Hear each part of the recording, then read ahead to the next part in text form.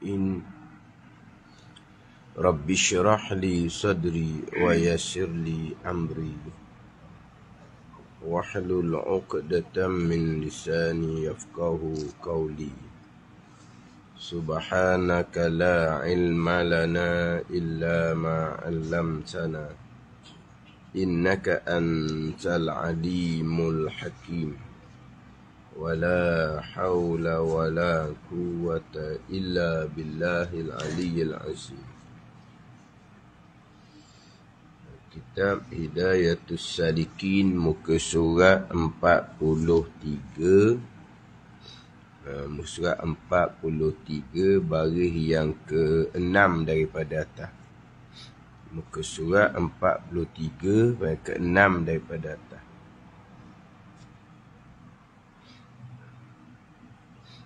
Qala al-muallifu rahimahullahu ta'ala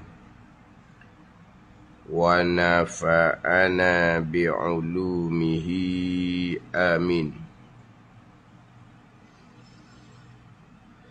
Yaitu kunut subuh. Allahumma hdini fi man hadait wa'afini fi man afait wa tawallani fi man tawallait wa barik li fi ma a'tait wa qini bi rahmatika syarra ma qadait wa innaka taqdi wa la yuqda alaik wa innahu la yazillu man walait ولا يعز من عاديت تباركت ربنا وتعاليت فلك الحمد على ما قضيت أستغفرك وأتوب إليك وصلى الله على سيدنا محمد النبي الأمي وعلى آله وصحبه وسلم. Ini doa kunut subuh. Dan ini juga doa kunut witir bulan Ramadan. Dan doa kunut ni juga kunut nazilah. Ini baca kunut nazilah pun baca doa kunut yang sama. Kemudian kalau kunut nazilah ni juga lepas dah habis baca doa kunut ni, tambahlah doa yang lain yang bersesuaian dengan apa yang kita nak mohon. Tapi kunut yang sama, kunut subuh, kunut witir nisfu yang kedua bulan Ramadan dan juga kunut nazilah. Tetapi bacaan kunut Nabi SAW-nya bukan satu ni je. Kalau mazhab Maliki, mazhab Hanafi, dia tak baca kunut ni. Dia baca Allahumma inna nasta'inuka wa nastahdika wa nastaghfiruka wa natubu ilaik wa nu'mina bika wa tawakkala alaika. Waktu kunut yang dibaca dalam mazhab Maliki dengan mazhab Hanafi. Dia bukan hanya satu bacaan doa kunut. Tapi kita bermazhab Syafi'i biasa baca kunut ni lah. Biasa kita baca kunut ni. Tapi nak ceritanya kunut subuh, kunut witir nisfu yang kedua di bulan Ramadan, kunut nazilah bacaan kunut yang sama. Kunut subuh, kunut witir nisfu yang kedua Ramadan itu sunat ab'ad. Kunut nazilah itu sunat hai'ah. Itu beza dia lah. Kunut subuh, kunut witir nisfu yang kedua di bulan Ramadan adalah sunat ab'ad. Tertinggal maka sunat sujud sahwi. Adapun kunut nazilah itu dipanggil sunat hai'ah, bukan sunat ab'ad. Kita nak baca kunut nazilah, tiba-tiba sampai masa kita terlupa nak baca. Kita terlupa nak baca, tak ada sujud sahwi. Tak ada sujud sahwi. Contohlah hari Jumaat, imam maklumkan kepada makmum, rakaat kedua Jumaat nanti akan baca kunut nazilah. Tiba-tiba sampai di rakaat yang kedua, i'tidal rakaat kedua, tu imam terus turun sujud. Oh, tadi beritahu nak baca kunut nazilah. Tiba-tiba dok baca. Maka ada sawi ke tak? Tidak. Tidak ada sawi dan makmum tidak boleh membaca sendiri. Ada ni. Walaupun dimaklumkan tadi. Kalau tertinggal, sujud sahwi tu sunat abad. Kunut subuh, kunut witir, nisfu yang kedua di bulan Ramadan. Cuma macam sebut minggu lepas lah. Selain daripada tu imam maklumkan kepada makmum semai subuh ni rakaat kedua tu imam akan baca kunut nazilah, kena maklum juga pada makmum sekalian tu pakat aminkan kuat-kuat. Masjid Pulau Ketang ni baca lagi kunut nazilah. Haji baca lagi. Lepas tu makmum amin ke tak? Amin. Tak saya penuh. Tak ada seorang amin. Yang tu imam baca kunut nazilah, masing-masing angkat tangan. Amin tu amin disunatkan kuat. Sekarang ni bukan amin kuat. Amin perlahan pun tidak. Menung gitu mulut dia.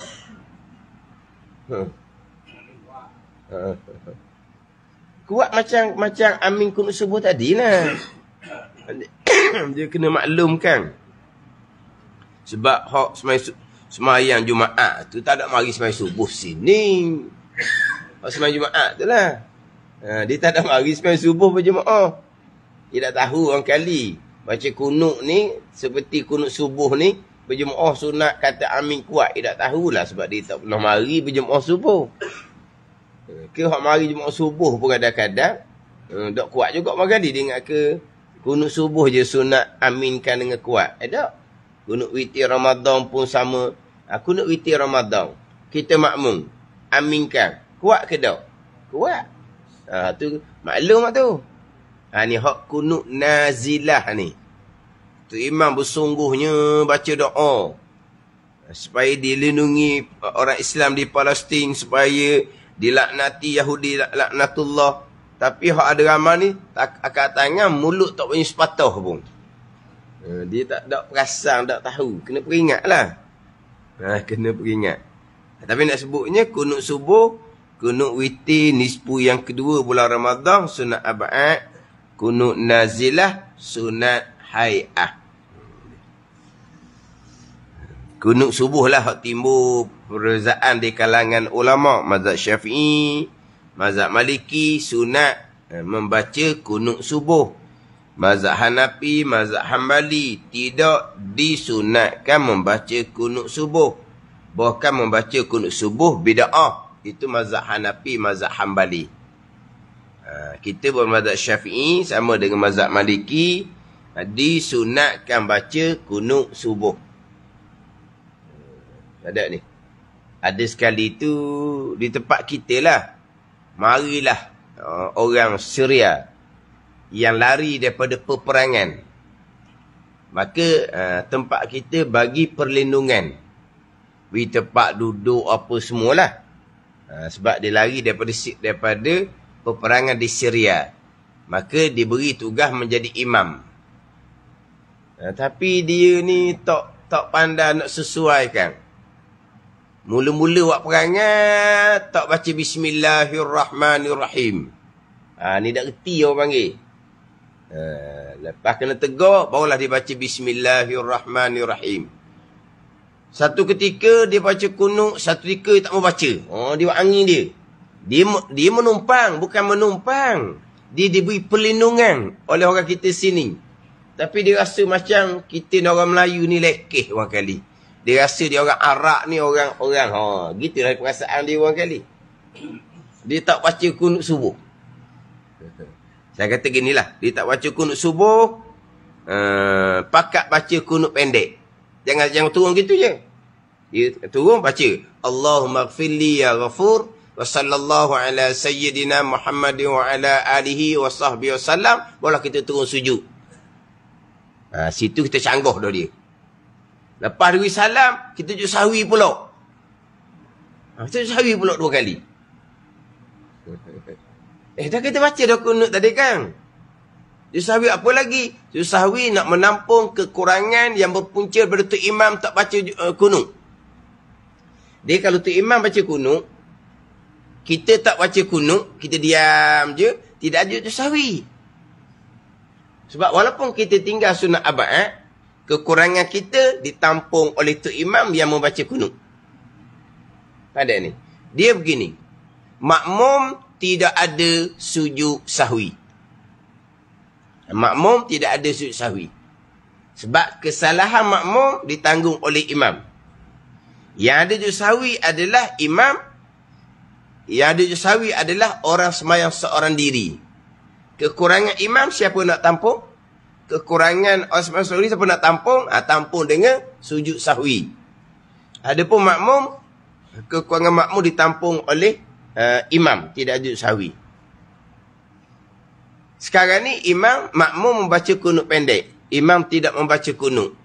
Jadi sekarang ni kita tak ada kurang dah. Sebab kita baca kunut. Tapi Tok Imam tak baca kunut, kekurangan Tok Imam akan mari kepada kita. Tiba-tiba sebelum daripada sana tidak sujud sahwi. Kita sunat sujud sahwi kerana nak menampal kekurangan pada kita yang mari daripada Tok Imam. Dia gitu. Ada ni. Ini dalam mazhab Syafi'i kita. Sehingga kan Tok Imam yang tak baca kunut tu bukan Tok Imam kita. Dia tak baca kunut, kemudian dia tidak sujud sahwi. Maka dia tu beri salam, ada makmum tambah rakaat. Mari lambat.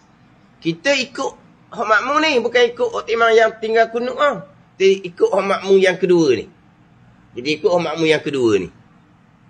Walaupun kita tak ikut imam yang pertama, kita ikut hak makmum yang jadi Tok Imam yang kedua ni, yang kita semayang belakang dia ni. Yang mana makmum ni ketika dia rakaat kedua, dia baca kunut. Hak makmum dia Tok Imam ni, Tok Imam yang kedua ni, dia baca kunut. Kita pun baca kunut ikut dia. Sekalipun tetap sunat sujud sahwi hak makmum yang sapih lagi ni, kerana Tok Imam yang pertama tidak membaca kunut. Sebab kekurangan dia naik pada makmum dia yang jadi imam, kekurangan tu naik kepada makmum yang belakang ni, yang ikut Tok Imam makmum yang di belakang tu. Gitu no. Faham tak ni? Dan apabila Tok Imam sujud sahwi, Imam sujud sahwi sekalipun, tapi kalau kita belum lagi rakaat yang terakhir, maka sujud sahwi tu bukan tempat bagi kita, tapi kita sujud sahwi lah sebab kita wajib ikut imam. Tapi bukan tempat kita. Sebab sujud sahwi sebelum daripada salam. Kita tambah rakaat. Imam sujud sahwi, kita wajib ikut sujud sahwi. Lepas imam beri salam, kita pun tambah rakaat. Rakaat yang terakhir sebelum salam, kita sunat sujud sahwi sendiri. Untuk sujud sahwi yang sebenar, yang tadi kita hanya wajib ikut imam. Itu bukan tempat sujud sahwi bagi kita, sebab bukan di hujung semayang. Gitu. Kalau katalah Tok Imam, dia tinggal baca kunut. Tok Imam kat kedua, kita suruh kat pertama. Kemudian Tok Imam, sebelum memberi salam sujud sahwi, kita wajib ikut sujud sahwi sebab kita makmum. Lepas Imam beri salam, kita pun tambah rakaat yang kedua. Kita pun rakaat iktidal, kita baca kunut sendiri, sujud pun atas syarat akhir, kita sunat sujud sahwi lain. Sebab itulah sujud sahwi kita yang sebenar. Dua kali sujud sahwi lah, iyalah. Kalau tadi sujud sahwi kerana kita wajib ikut imam. Yang sekarang ni kita sujud sahwi yang sebenar. Sebab sujud sahwi sebelum daripada salam. Jadi sekarang ni kita baca kunut pendek. Hak Tok Imam ni tak baca kunut. Dia dah sujud sahwi pula lah dianya. Makmum sujud sahwi, pakai sujud sahwi belaka. Lepas tu kok tak sempat nak wirid Tok Imam arak. Dia blebeh.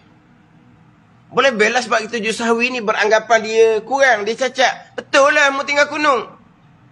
Dia belebeh. Tapi orang situ tak apa, dia belebeh. Sebab dia belebeh dengan bahasa orang putih. Orang situ tak faham bahasa orang putih. Tapi faham dia belebeh lah. Apa dia kata tak tahu, dia belebeh kat bahasa orang putih. Dia pandai, dia orang Arab, dia pandai bahasa, dia belebeh kat bahasa orang putih. Orang kapur dengar je. Dia orang kapur pun tak faham. Lepas tu, barulah dia tak tinggal kunut. Saya kata gini, dia tak baca kunut, kamu semua baca kunut pendek. Jangan turut dia.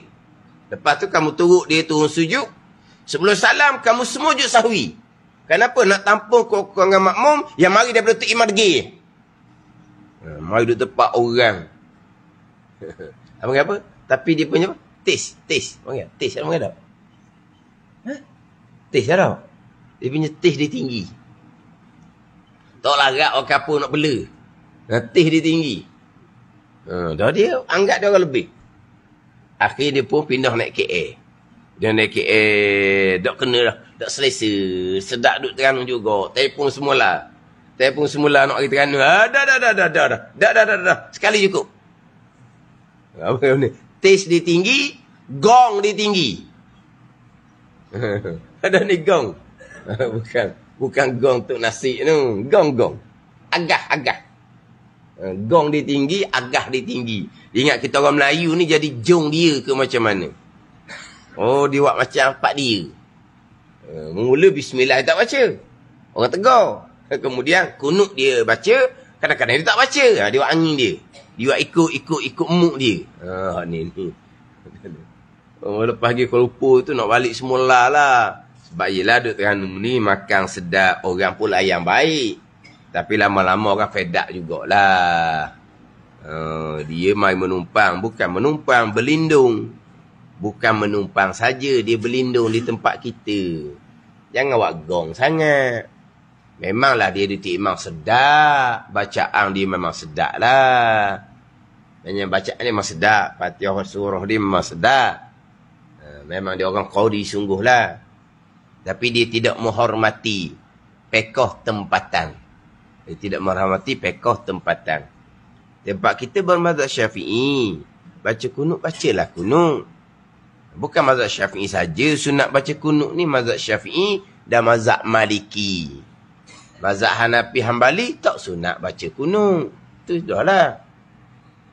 Kita setakat tu je. Tapi tempat kita baca kunut, kita baca kunut. Tak payah buat beza lah. Jangan nak buat lain-lain lah. Benda khilaf dari sudut ilmiah. Dari sudut kesesuaian, kita kena buat sama. Sebab benda khilaf. Ada kata sunat, ada kata tak sunat. Dah tempat kita buat pandangan sunat, kita buat pandangan hak sunat. Khilafiyah, kita nak buat ambil pandangan hak tak sunat. Ilmiah betul lah. Tapi perbuatan kita tidak sesuai. Boleh menimbulkan pertelingkahan dalam masyarakat yang merugikan. Sebab masyarakat semua bukan tahu dalam bab ilmu ni. Bukan semua masyarakat tahu. Mungkin ada orang-orang yang tak belajar, tak baca kunut subuh berkali, tak usah semayang, tahu dia anggap. Mungkinlah. Tapi taklah setara tu. Tapi maknanya, kita kena buat sebagaimana tempatan. Walaupun benda tu khilafiyah. Tapi kalau kita tidak ada dengan orang, kita semayang subuh di rumah, kita semayang subuh berjemaah dengan ahli keluarga kita, terpulang pada kita lah. Di rumah kita. Kita semayang subuh bersama dengan ahli keluarga kita. Kerana kita tak sempat baca kunut subuh lah, terpulang sebab kita tidak membabitkan orang ramai. Ni kadang-kadang beranggapan dia kata khilafiyah. Dia pun nak buat perkara yang lain. Sebenarnya pada kiraan mereka, pada anggapan merekanya, hak dalil kunut mazhab Syafi'i ni lemah, tak kuat. Macam Imam Syafi'i ni tak pandai nak nilai hadis. Dia pandai dia lagi daripada Imam Syafi'i nilai hadis. Ni kadang-kadang. Konon dia kata khilafiyah. Boleh berlaku. Tapi anggapan dia tak betul Imam Syafi'i. Dia berlakon sahaja. Konon-konon khilafiyah. Tapi sebenarnya dia tak ra'i khilafiyah. Dia tidak menghormati khilafiyah. Dia nak pakai hak dia juga. Cuma dia lakon, dia kata khilafiyah. Berlapang dada. Kalau khilafiyah berlapang dada, kita beramal mengikut sebagaimana orang ramai. Tu khilafiyah berlapang dada. Ini kadang-kadang khilafiyah berlapang dada, tapi tidak berlapang dada. Macam ginilah, nak talqin ke, nak apa ke, memang khilafiyah. Asy-Syafi'iyah, Hanabilah, sunat baca talqin selepas ke bumi. Al-Malikiyah, Hanafiyah, tidak disunatkan talqin selepas ke bumi. Tempat kita baca talqin, kita baca. Kita malah baca talqin panjang, kita baca talqin pendek. Bunyi khilafiyah. Bila ada je, Ustaz baca talqin tau. Paling muka keling macam nak telan orang. Itu dia panggil belapang dada. Itu dia beranggapankan khilafiyah. Sekarang ni, biasa amalan dia tidak ada talqin. Satu ketika ada orang minta, Ustaz, kalau baca talqin macam mana? Paling muka tu keling nak telan orang. Khilafiyah gitu. Belapang dada gitu. Kalau belapang dada, okeylah, marilah. Saya baca pendek-pendek sudah. Itu panggil belapang dada. Walaupun dia ketahui dia tak berapa nak baca mana talqin. Itu pun sepatutnya tak berlaku sebab di tempat kita baca talqin belaka. Tapi bila disuruh sekali, bukan kata, tak apalah, baca lah. Mana orang lain tolong baca, saya tak pelacur ni. Boleh juga. Ni dok paling keling macam nak telan orang cadang tu. Itu belapang dada orang panggil. Dia kono-kono khilafiyah belapang dada sebenarnya tidak. Dia, kami ikut 4 mazhab. Tidak, kamu bukan ikut 4 mazhab. Kamu pilih mana-mana pandangan yang mengikut pandangan kamu, pandangan lebih kuat. Sebab kamu ada mazhab lain pula. Mazhab mana? Mazhab yang pilih antara 4 mazhab. Yang mana lebih kuat? Sebab apa? Kamu lebih alim daripada 4 imam mazhab. Itu sebenarnya. Bukan pakai 4 mazhab. Bukan. Kalau pakai 4 mazhab, macam tempat kita ni, mazhab Syafi'i. Ada ketika ambil mazhab Hanafi. Zakat dengan duit, mazhab Hanafi. Badan ni. Banyak pandangan-pandangan kita ambil mazhab. Dan muamalah ambil mazhab Maliki. Ambil mazhab Hambali. Itu dia panggil beramal dengan 4 mazhab. Maknanya, hak umumnya, tempat kita beramal dengan mazhab Syafi'i. Tapi bukan komplit 100% mazhab Syafi'i yang diamalkan. Dia ambil kat pandangan lain, mengikut kesesuaian. Itu panggil beramal 4 mazhab. Ini dia bukan beramal 4 mazhab. Dia pilih mana pandangan yang mengikut ijtihad dia, itu pandangan yang lebih tepat. Hak lebih tepat ni, hak ni. Hak lain ni, tak apa nak pandai mana ni, imam-imam muktabar ni. Aku pandai lagi. Gitu lebih kurang. Dia kata kita ni, apa panggil apa? Apa panggil ni? Hak sempit tu, apa panggil apa? Rigid, apa panggil? Sempit tu. Mana kita ni sempit. Mazhab Syafi'i saja. Tidak. Kita tidak sempit.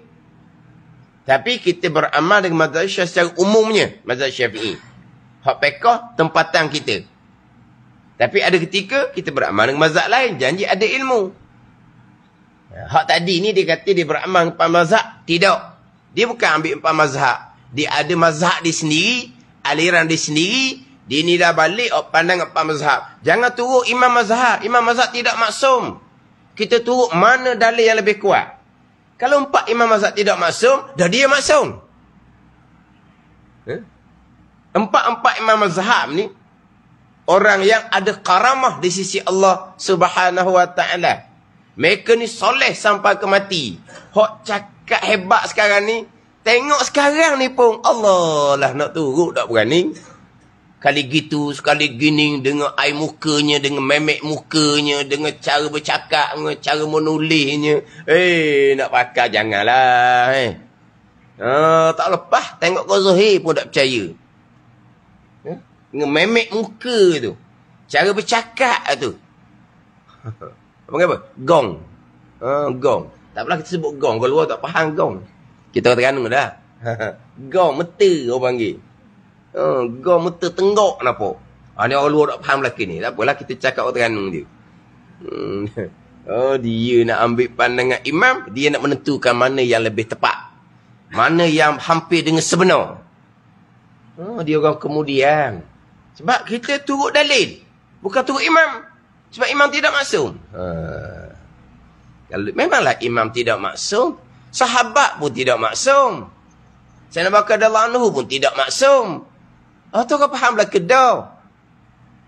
Tapi mereka ni macam mana? Lagi berat Mana untuk amalan kita sendiri terpulang. Kalau kita katalah ni bab lain. Kita dalam rumah kita kalau suami isteri bersentuh, diteruskan sembahyang. Okey jelah. Dia punya amalan. Tapi janganlah pula mari masjid, pipi tangan bini. Pipi. Sampai di masjid, bini masuk di kawasan perempuan, suami masuk di kawasan lelaki. Ni bah hebat. piping. Sebab apa ni? Wuduk tak batal. Tapi kalau di rumah kita, kita nak buat amal sendiri, keluarga kita, terpulang, janji tahu je.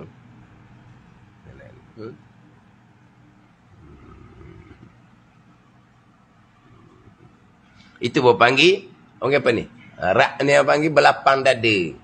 Belapang dada lah. Itu benda khilafiyah. Tapi, amalan kitanya kena jaga, biar bersesuaian. Ni kadang-kadang orang belajar pekoh, nak nunjuk dia pandai. Tu gitu biasanya. Buat pelik daripada orang lain. Nunjuk pandai. Adalah pasang gitunya. Hak adanya, hak pernah berlaku, bukan nunjuk pandai dia. Ada berlakunya balik Mekah. Tok Imam baca kunut dia berdiri. Dia balik Mekah. Lepas berapa minggu, akad tangan semula. Hawa Mekah habis tau. Mula-mula mentang-mentang dia balik Mekah. Macam dia seorang je pergi Mekah. Mula-mula tu tak akad tangan. Tok Imam Mekah dah akad tangan. Mana link Tok Imam Mekah dengan Tok Imam surah kita. Mesti ada link Tok Imam Mekah. Kita akad Tok Imam Mekah.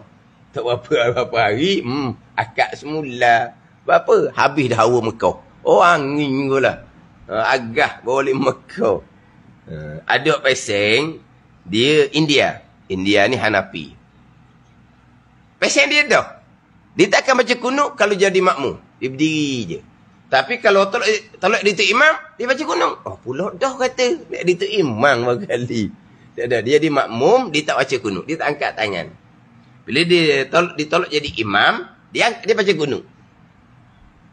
Pada ni. Seperti dia belapang dada. Tidaklah, tak payahlah. Kalau kita di imam, kita boleh baca kunut. Sebab narai mazhab tempatan. Kita di makmum pun angkatlah tangan. Pada ni. Angkat tangan. Dia buat perangai gitu. Dia buat perangai kalau jadi makmum, dia tak akan angkat tangan. Dia berdiri saja, tunggu gitu je. Sampai imam sujud, dia turun sujud. Tapi kalau dia jadi imam, baru dia baca kunut. Baca kunut lah jadi imam. Takut orang marah pula dah baca kunut. Tapi tak payahlah. Buat sama macam orang. Mazhab Syafi'i, mazhab Maliki, sunat baca kunut subuh. Mazhab Hanafi, mazhab Hambali, tak sunat, bukan bid'ah, membaca kunut subuh.